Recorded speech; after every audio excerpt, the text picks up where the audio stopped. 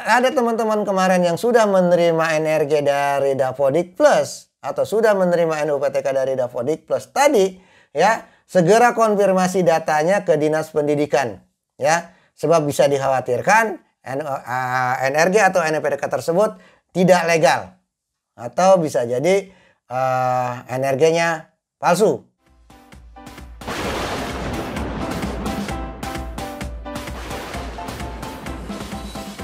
Assalamualaikum warahmatullahi wabarakatuh. Salam kepo.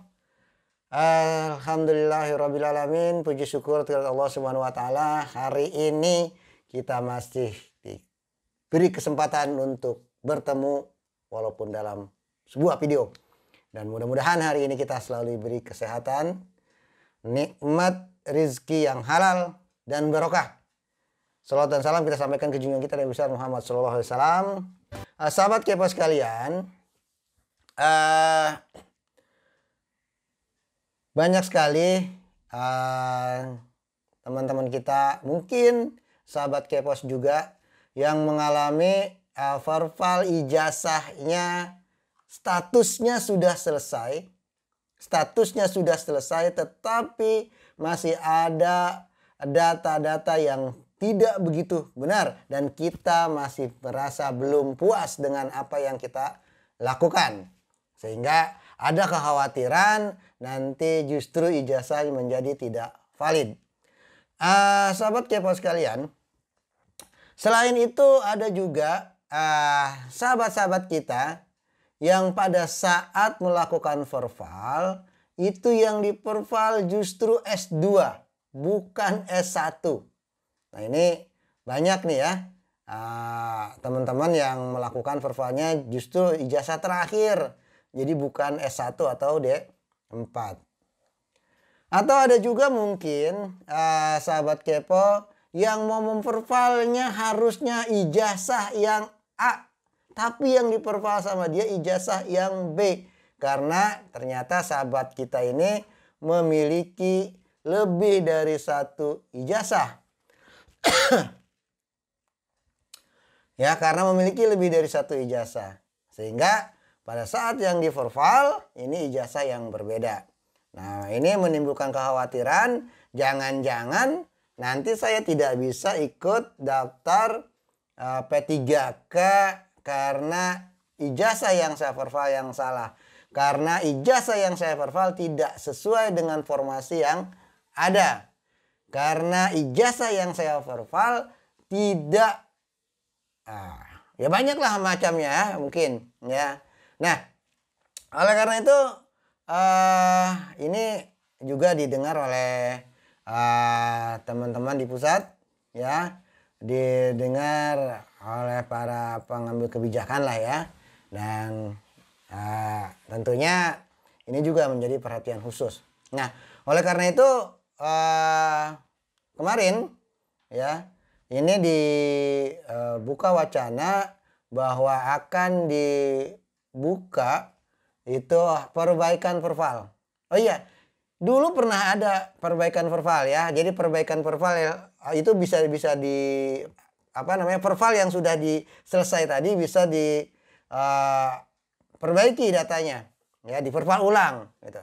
Tetapi ternyata tombol perbaikan verval ijazah ini justru menjadi bumerang ya. Kenapa menjadi bumerang? Karena ternyata banyak sekali ya teman-teman kita yang sudah statusnya sudah vervalnya sudah selesai, tapi gara-gara dia klik tombol perbaikan verval akhirnya statusnya jadi belum verval. Karena di situ kan sudah ada notifikasi tuh, sudah ada tulisan tuh bahwa kalau Anda melakukan perbaikan verval maka harus sampai selesai. Jika tidak maka akan dianggap belum verval. Dan itu banyak sekali gitu. Jadi banyak begitu dia klik tombol perbaikan verval tapi cuma klik tombolnya saja, tidak dilakukan vervalnya, dianggap mereka udahlah tidak usah diperbaiki. Padahal itu salah. Begitu dia klik tombol perbaikan verval maka itu berarti verval yang sudah lama, yang sudah dia lakukan dulu itu akan masuk ke histori. Dianggap belum verval dianggap belum verval lagi, dan dia harus verval dari awal sampai akhir lagi. Jadi tahapan-tahapannya harus diulangi lagi. Nah kalau tidak maka dianggap belum verbal. Nah itu banyak kejadian kemarin. Oleh karena itu akhirnya tombol verbal tadi aktif di info GTK, tapi pada saat dia klik dia larinya ke view, ya, bukan ke perbaikan verbal, ya.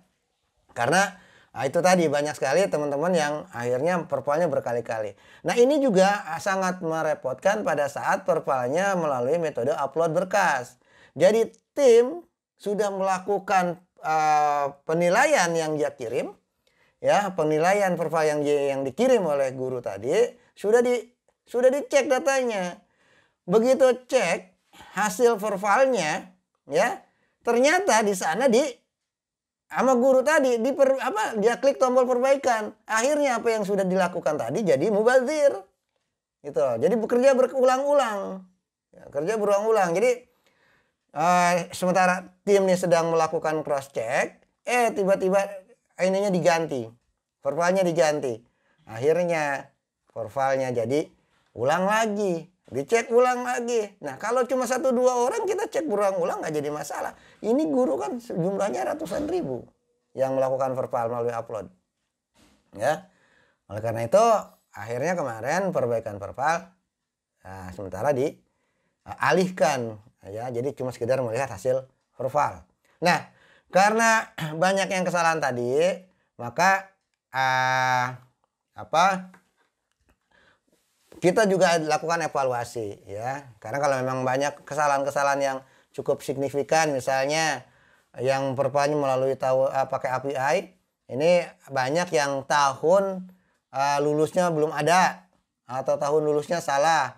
Karena memang awalnya dulu di data sipilnya itu masih salah, ya. Oleh karena itu mereka melakukan perbaikan. Nah, perbaikannya dilakukan di kampus masing-masing, ya. Dilakukan di perbaikan di kampus masing-masing, ya, sehingga datanya sudah sesuai nih dengan ijazahnya. Tapi di verbal masih belum sesuai. Karena kan verbal tidak otomatis menarik, ya. Jadi kalau sudah selesai ya sudah, gitu. Nah, ini juga nih fenomena menarik nih. Yang saya bingung itu adalah dia tahu datanya salah. Tapi dia setuju dengan kesalahan datanya dan dia simpan hasilnya. Itu yang banyak itu, ya. Dia tahu dia salah, dia tahu nomor ijazahnya salah, dia tahu tahun ijazahnya masih kosong, ya. Tapi disimpan datanya.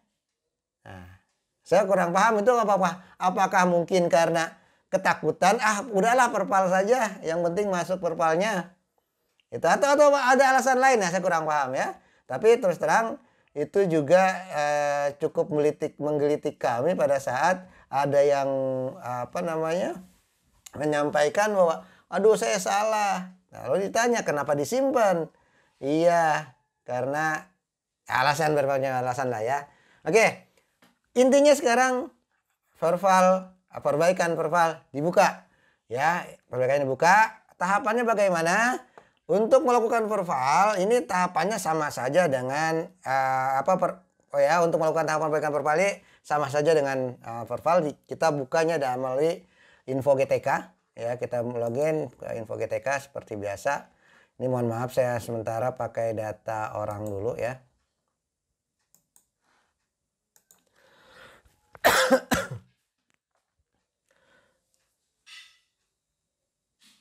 Oke. Nah ini saya pakai data orang, ya, mohon maaf nih, ya, nanti saya blurkan saja lah, ya, datanya. Oke, kalau kita sudah verbal maka otomatis dia akan keluar informasi seperti ini, ya, informasi seperti ini. Nah, untuk perbaikannya kita seperti biasa cukup klik tombol hasil perbaikan hasil validasi. Ya, kita klik ini tombol yang warnanya orange, ya. Oke. Nah, di sini akan keluar, ya, jendela notifikasi. Anda yakin akan melakukan perbaikan atas verbal ijazah yang sudah Anda lakukan? Nah, ini harus yakin nih. Ditanya nih, ya. Ini dibaca yang begini nih, dibaca dan dipahami gitu. Karena bisa jadi nanti Anda salah untuk kalau tidak memahaminya gitu, ya. Anda yakin akan melakukan perbaikan atas verbal ijazah yang sudah Anda lakukan? Jika Anda terus melanjutkan proses perbaikan hasil verifal ijazah, maka ya, nih jika dilanjutkan prosesnya, satu, data verifal yang sudah dilakukan akan dihapus. Ya. Data verifal yang sudah dilakukan akan dihapus. Lalu ada perlu konfirmasi di sini. Oke, saya setuju. Nah, kalau setuju dicentang. Ya. Kalau setuju dicentang, kalau tidak setuju jangan dicentang. Ya, kalau tidak setuju, wah saya takut nggak usah, ya jangan. Tapi kalau kita yakin, centang. Ya. Yang kedua, apa yang akan terjadi? Anda wajib melakukan verifal ulang sampai selesai. Jika tidak selesai, maka dianggap tidak pernah melakukan verifal ijazah. Kalau Anda setuju, centang. Kalau tidak, tidak usah. Bagaimana kalau tidak dicentang? Kita klik lanjutkan. Maka akan keluar notifikasi di sini. Maaf, Anda harus memberi tanda checklist pada poin 2 sebagai tanda setuju. Nah, ini karena poin 2 belum kita centang.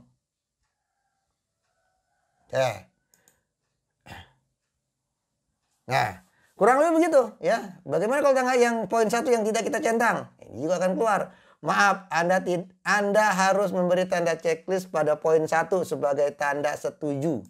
Nah, itu.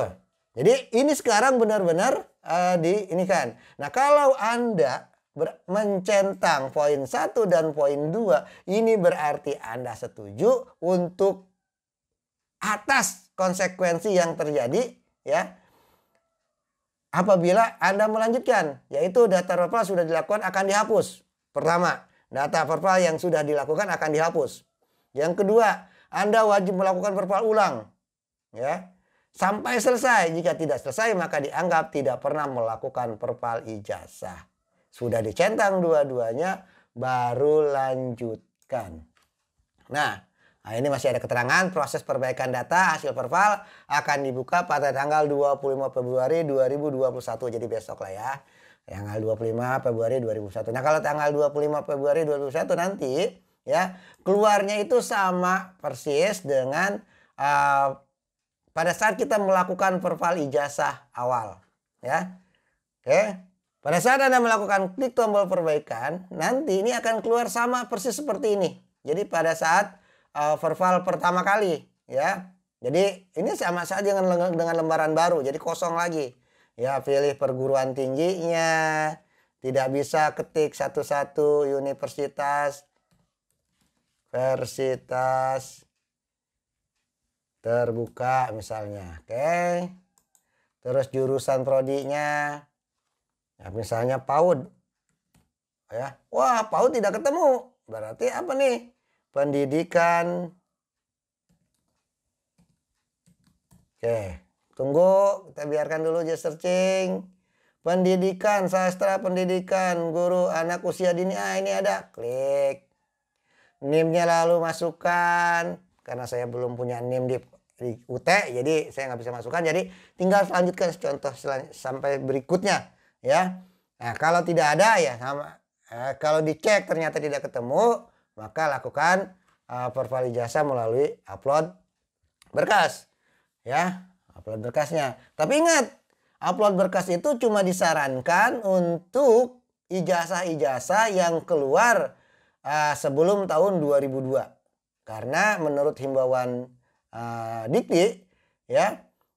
Perguruan tinggi harus memasukkan data lulusannya mulai dari tahun 2002 sampai sekarang, itu harus masuk data mahasiswa yang sudah lulus di perguruan tinggi tersebut. Jadi kalau tidak, maka ya konsekuensinya dianggap tidak terdaftar di Dikti. Kalau tidak terdaftar di Dikti berarti sah nggak kira-kira tuh? Nah, kira-kira begitulah ya. Monggo. Jadi intinya gitu, saya tidak bahas tentang sah atau tidak sahnya sebuah ijazah karena itu bukan kompetensi saya. Ya, tetapi di sini adalah kita melakukan cross check datanya ada atau tidak, ya. Oleh karena itu, bagi yang sahabat kepo sekalian yang masih ragu dengan perpal yang kemarin, masih ada data yang salah, masih ada perpal yang tidak sesuai, silahkan lakukan perpal ulang. Tapi pastikan bahwa 2 poin tadi benar-benar sudah Anda yakini dan akan Anda lakukan. Serta mau menerima konsekuensi atas apa yang Anda lakukan tersebut. Oke, itu saja informasi saat ini. Oh ya, tambahan satu.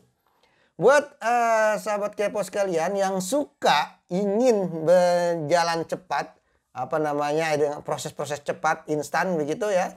Misalnya seperti penerbitan NRG tahun 2020. Kemarin banyak yang minta penerbitan NRG-nya melalui Dapodik Plus. Maka saya informasikan Dapodik Plus harusnya sudah tidak aktif lagi.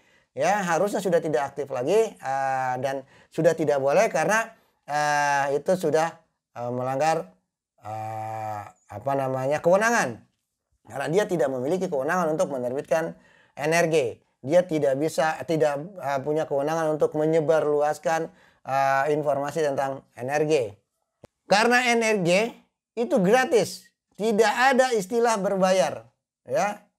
Tidak ada istilah berbayar, NRG itu gratis dan semua tahapan-tahapan juga perlu dilalui, ya. Bahwa penerbitan NRG baru 2020 yang kemarin maka akan keluar nanti di bulan Maret saat penerbitan SKTP dan informasi awalnya akan keluar di info GTK. Jadi tidak perlu jauh-jauh mencari NRG. Ya, tidak perlu jauh-jauh. Kalau ternyata bulan Maret data NRG-nya belum terbit, biarkan dulu, mungkin karena datanya belum valid. Tunggu sampai bulan April. Nah, kalau sampai akhir April NRG-nya masih belum terbit, barulah hubungi operator SIM-Tun di kabupaten kota atau di provinsi untuk jenjang Dikman, ya, atau operator KSG, ya, yang menangani sertifikasi guru di kabupaten kota atau di provinsi sesuai dengan jenjangnya masing-masing. Jadi tidak perlu melakukan karena ingin cepat melalui jasa-jasa yang tidak jelas, gitu ya.